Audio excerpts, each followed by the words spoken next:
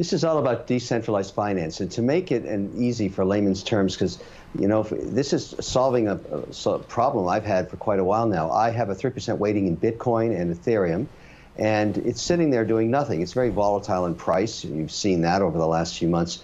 But with decentralized finance, if you make it simple enough, you can take your cryptocurrencies, your coins, your tokens, whatever you've got, and put them into what are called smart contracts, where you basically get yield. You get interest. Interest rates right now, because of the volatility, are between 4 and 9%. So really what this whole WonderFi is about is making it easy for people to be compliant, to put their coins on a decentralized platform where they can go and make interest and have tax reporting, be completely current with their actual accounting, and simplify the whole process. It's not like you can't do it now, but it's so incredibly complicated and so hard to do that WonderFi is really about making it simple. A single button, tax reporting, interest payments, make it very, very easy. This is a product I'm going to use, Amanda. This is actually very useful for me because I want to make, I make nothing in cash right now. I'd rather make 4 to 9%. For sure. Given that it is, it sounds like there's a market need for this. There are some big players in this space that, might have created this. Why is WonderFi the one you would look to, and is nobody else doing anything like it? Well, there's a lot of people doing a lot of things, most of them for corporate balance sheets. We've got the largest amount privately raised recently for a company called Circle. And then there's others doing the same thing. Circle raised $400 million. But there's nobody really focusing on consumer alone. And I'm trying to do this. There are many centralized, like wallets, but this is decentralized, which means the fees are dramatically less. And so I want to pay less fees, and I want simplicity. So I'm not saying we're going to be the only entrant, but we have an advantage. My millions and millions of social media followers, and which is why we renamed the company WonderFi. My job as an investor in this company is to simply reduce customer acquisition costs and let people out there know that we've got a solution for them, because that's what this is all about. Anything you get online and you do digitally, your #1 cost is customer acquisition. Well, I think I can help there. And so Wonder is for Mr. Wonderful. Is that what we're to understand? In your very No, somebody said to me, "What were you trying to just knock off Richard Branson with the whole Virgin thing?" And I said, "Yes." Of course. You mentioned the yield, Kevin. How is that yield achieved? Is that based off the volatility, like the value of the coins themselves? And I guess my next question is, what happens should the value of the coins plummet? Does the yield also disappear? Well, it's a good question. And so the way you have to look at Bitcoin, let's just take the most popular digital currency. We'll start there. You have to make a binary decision. Do I want to own Bitcoin or not? And I'm owning it, and I consider it property. So yes, it's very volatile, but I'm past that now. I've made that decision to own it, not to trade it. It's not a currency. It's property for me. Now it's sitting there in a wallet doing nothing except going up and down in price daily as you watch it happen 24/7. And as you pointed out, it's very volatile. The good news is, if I'm going to hold it long term, I don't really care what the price of it is, but I actually am happy that it's very volatile, because that lets me get between 4 and 9% by taking my Bitcoin, moving it on the WonderFi platform, and then letting WonderFi do its thing with smart contracts, lending out my coin for yield. And I can take that yield back in USD stablecoin or anything else I want to put it into. And it's a way of making your long-term holdings of coins and tokens create interest for you. That's what this is about. So let me just clarify there. When you say this is property, some people say compare Bitcoin to gold as kind of a store of value. In your portfolio, and I know you're a guy who thinks gold is, I think you have 2% in your portfolio, if memory serves. You're not a big holder of gold, I think, but that may have changed. Where does this fit in your portfolio? How much of this property would you have? So gold is now 5% weighting for me. It hasn't performed well against inflation at all, but maybe inflation is just temporary. Bitcoin and digital currencies are now 3%. And I anticipate after I start to use more of the Wi-Fi platform, I'll probably raise it to 5%, because all of my cash is making me nothing. I'm losing actual value with cash because it's not even giving me inflation. And so I'm going to take more, buy some more coin, put it onto WonderFi, and generate yield, and hold my nose with the volatility. I'm over the fact, I don't think it's a currency. I consider it property. And so then let's get to what retail investors think of it. You know, your millions of followers.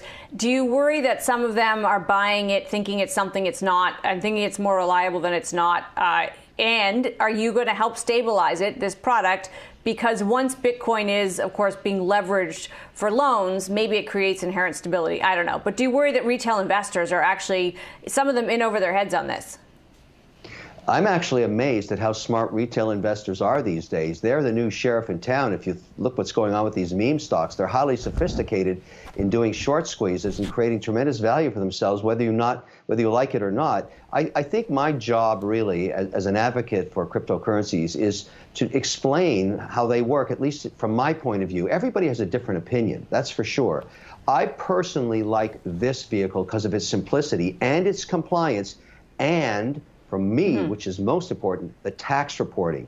I do not want to go offside with regulators anywhere. So I need the tax reporting, and this does it for me. It shows me every dollar I've made in interest, when I made it, how I made it, whether it was interest, whether it's capital gain. That's really important. So I've tried to simplify it. Now, people's opinions on, Bitcoin, Dogecoin, Ethereum, Solana, all of these different platforms, there's thousands of tokens and coins. And that's a personal decision people make, but you still need a platform like WonderFi to actually monetize those holdings. And that's really what we're doing. So I'm going to get out there and explain what it does the best I can and use it and be an investor in it.